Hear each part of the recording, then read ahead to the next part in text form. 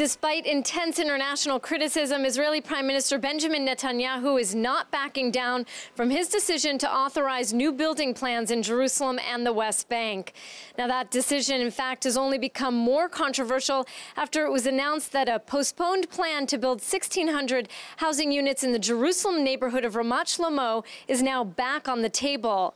That project was postponed back in 2010 when it caused a stir during U.S. Vice President Joe Biden's visit here to Israel. Today, it's the European leaders that are taking the lead in condemning Israel for these new building plans. Some are warning it could spell the end of the peace process. The prospect of a Jewish neighborhood going up on the 4.6 square miles around this hilltop has enraged world leaders.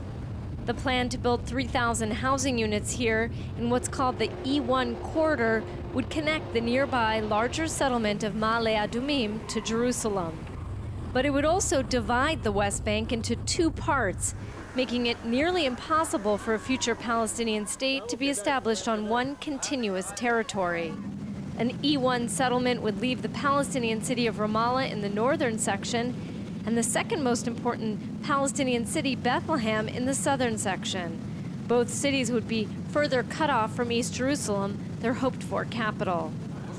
Viewing it as a death knell for the two-state solution, European and U.S. leaders are urging Israel to rescind its plans for E1. But Jerusalem isn't budging. All in all, Israel must pursue its interest, and of course we will build in our capital, in Jerusalem, and we will build wherever our strategic interest asks us to build.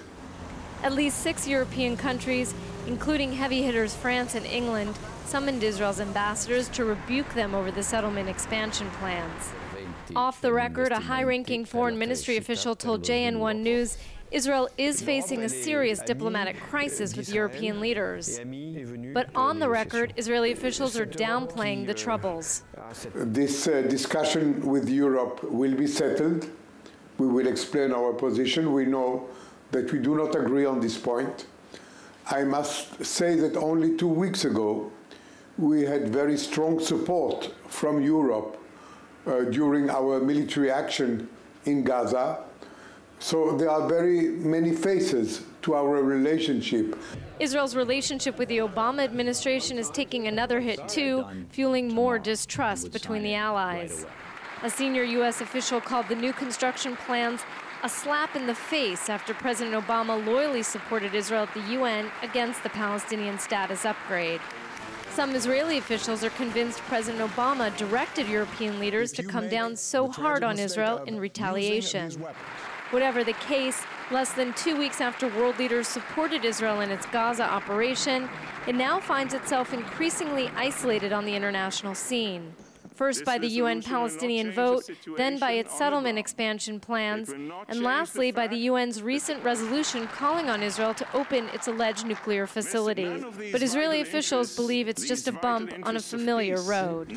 We are passing now through a moment where differences are being sharpened, but I'm convinced and I'm sure, like in the past, we have overcome such situation, even more difficult situation. We will overcome this one also. Reports that European leaders may consider economic sanctions against Israel have been dispelled by England's Foreign Minister, William Hague, who said that's not an option. But he did say if Israel proceeds with its building plans, he'll have to consider, quote, further steps. Jordana Miller, JN1, Jerusalem. However, in the absence of these assurances, the United Kingdom would